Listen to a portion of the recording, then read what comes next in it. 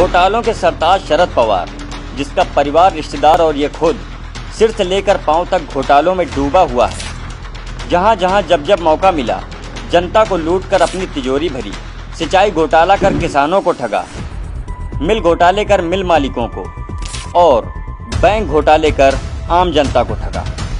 पवार के घोटालों का सिलसिला बहुत पुराना है। पवार जब महाराष्ट्र का मुख्यमंत्री था, तब चीनी मिल के मालिकों को अवैध तरीके से बैंक से लोन दिलवाता था और जब ये मिल मालिक बैंक का लोन नहीं चुका पाते थे तो अपने ही लोगों को कम से कम पैसों में मिल की नीलामी करवा देता था। इसके अलावा ये पवार चीनी को कम दामों पर बेचता था और जब चीनी की कमी होती थी तब उसी चीनी को दोगुने दामों पर खरीदता था। और तो और 90 के दशक में इस पवार ने जमीन घोटाले में ऐसा रिकॉर्ड बनाया कि आज रॉबर्ट वाड्रा को भी शर्म आ जाए। हद तो तब हो गई जब इस महान आत्मा ने रक्षा मंत्री रहते आर्मी कंटेनमेंट जोन को भी बेचने की कोशिश की, लेकिन आर्मी ने पवार की सारी उम्मीदों पर पानी फेर दिया और जमीन को बिकने नहीं दिया।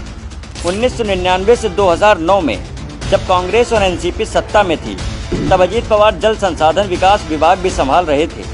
उस दौरान पवार ने जितनी भी सिंचाई परियोजनाओं को मंजूरी दी, सब में अनियमितताओं का आरोप लगाया गया था। इसके बावजूद पवार एक नॉन स्टिक पैन की तरह है, साफ सुथरे हैं, जिस पर कोई सबूत नहीं चिपकता।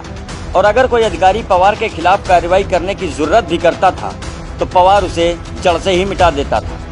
इसलिए आज तक ये पवार बचा हुआ है। ऐसा नहीं है ये घोटाले सिर्फ पवार तक ही सीमित रहे हैं, इसकी बेटी, दामाद और भतीजा सबके सब घोटाले में शामिल रहे हैं। पवार ने 2002 में अपनी बेटी को फायदा पहुंचाने के लिए अपने अधिकारों का गलत इस्तेमाल कर 348 एकड़ जमीन निजी कंपनी लेक सिटी कॉरपोरेशन को मात्र 23,000 रुपए महीने की दर पर 30 साल की लीज पर दिला दी।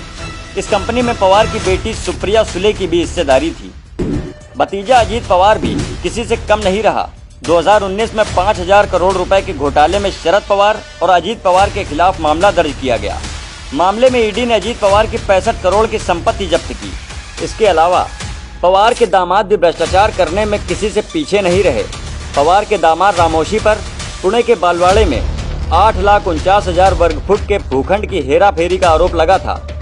इस हेराफेरी से राज्य सरकार को 427 करोड़ 70,90,000 रुपए की चपत लगी थी।